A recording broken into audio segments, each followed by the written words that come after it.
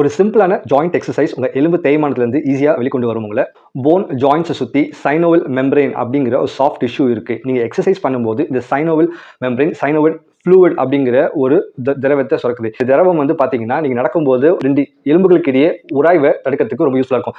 இதை சப்போர்ட் பண்ணக்கூடிய ரெண்டு விஷயம். கொப்பரை தேங்காயை நீங்கள் சாப்பிடுங்க.